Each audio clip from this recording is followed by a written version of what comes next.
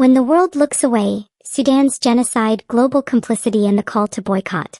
Amid the carnage in Darfur, the military-industrial transactions of the United Arab Emirates, the shadow networks of Israel and Japan expose a brutal arithmetic of death that demands global resistance. A silence that kills. When the massacre unfolds in the fields of Darfur, far from the cameras of Paris and New York and Tokyo, the world politely shifts its gaze.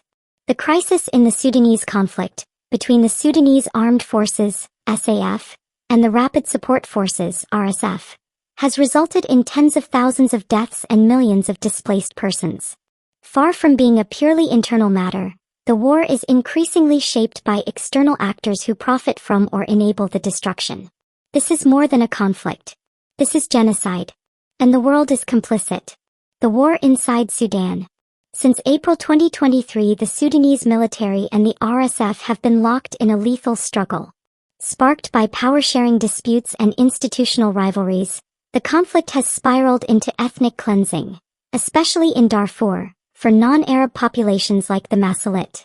The RSF, once a paramilitary force aligned with the regime, now operates as its own actor, accused of murder, mass rape, displacement, and looting. Sudan's case. The RSF is being supported by foreign powers who are arming and fueling the genocide. The suffering is staggering. Famine, displaced camps, and entire ethnic communities under threat. The allegations against the UAE. The UAE has become a primary target of Sudan's accusations, and for good reason. Khartoum tells the International Court of Justice (ICJ) that the UAE is the driving force behind the genocide, shipping arms, providing logistics to the RSF, enabling massacres. Sudan asserts the direct logistical and other support that the UAE has provided continues to be the primary driving force behind the genocide now taking place, including killing, rape, forced displacement, and looting. In March 2025, Sudan formally brought a case before the ICJ, accusing the UAE of violating the 1948 Genocide Convention by its role in the RSF-led atrocities. When the ICJ rejected the case in May, citing a lack of jurisdiction, because the UAE had entered a reservation to the Genocide Convention's clause allowing interstate claims, the judgment said nothing to absolve the UAE of responsibility. The bottom line, the court said it could not judge the merits. The alleged crimes continue. The crisis deepens. Israel and Japan, shadow actors and quiet enablers. While the spotlight has centered on the UAE, credible reporting and advocacy discussions also implicate other states such as Israel and Japan, though less overtly. In online forums and investigative commentary, links are suggested between Israeli security contractors and the RSF, and between Japanese industrial or financial interests and Sudan's war economy. Let us be clear. Evidence is less rigorous in the public record for Israel and Japan compared to the UAE. That does not absolve them. It simply means the revelations are fewer and less publicized. But given the pattern of global arms diplomacy, financial flows, and proxy warfare, it is morally reckless to turn a blind eye. If Israel and Japan participate in or benefit from Sudan's war machinery, even indirectly, they bear responsibility. The mechanism of genocide, corporate, state, and proxy. What we witness in Sudan is not accidental but systematic. A simplified breakdown of the mechanism. Proxy militia, RSF, commits ethnically targeted atrocities against civilian non-Arab populations, e.g. Masalit. Foreign state sponsors, UAE, possibly others, provide arms, logistics, training, financial backing, and diplomatic cover. War economy thrives. Resources like gold, oil, rent from ports, and human trafficking flows support the war machine. International legal mechanisms fail. Jurisdictional loopholes, political inertia, selective enforcement. Global public discourse remains muted. Media attention lags, and the majority of foreign states remain silent. The sad truth.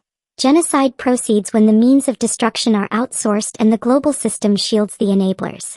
Boycott as resistance. Putting the big states on notice. You asked for a sharp, powerful article, wide-ranging. Here's the direct call to action. Boycott. If the UAE, Israel, and Japan are complicit, whether by arms exports, financing war economies, or enabling mass atrocities, then civil society must withdraw its tacit legitimacy.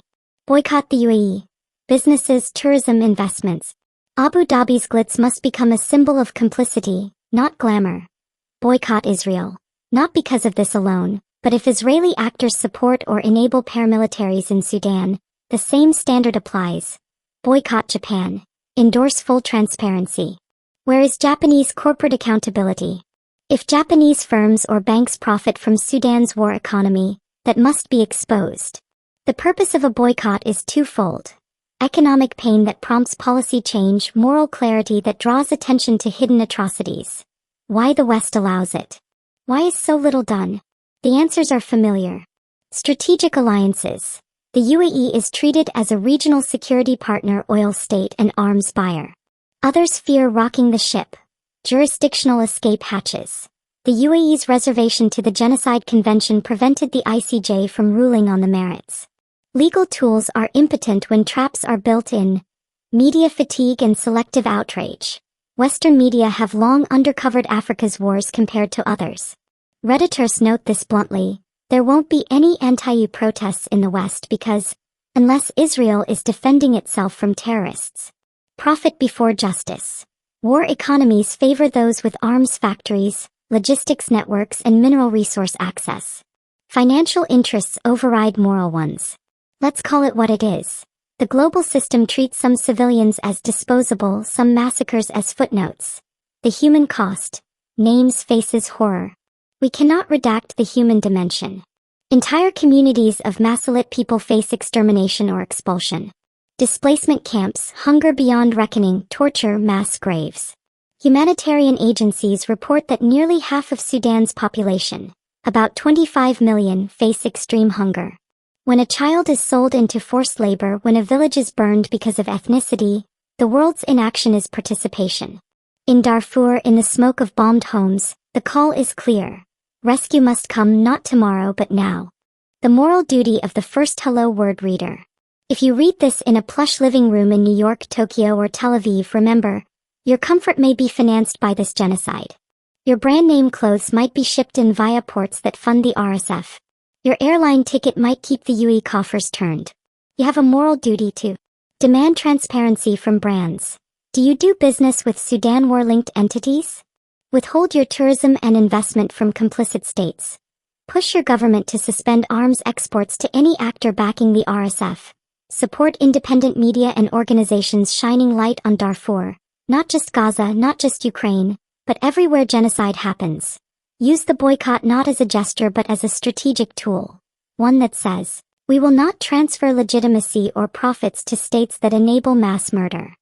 Possible objections, and why they fail. But isn't the SAF also committing atrocities? Yes. But the presence of one perpetrator does not excuse another. Two murderers do not cancel each other out. Genocide demands accountability on all sides.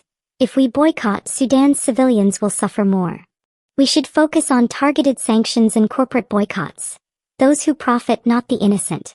Redirect humanitarian aid, not investment in war economies. What about Israeli/Japanese complicity? Do we have evidence? The bar of public evidence is lower for them, but moral responsibility doesn't wait for full judicial proof. If your state trades with war economies, funds arms and supports logistics, the suspicion is real. Demand full audits and transparency. Isn't the ICJ a failure? What else can be done? Yes, it's broken. But boycott, public shame, naming sponsors, disrupting the profit chain.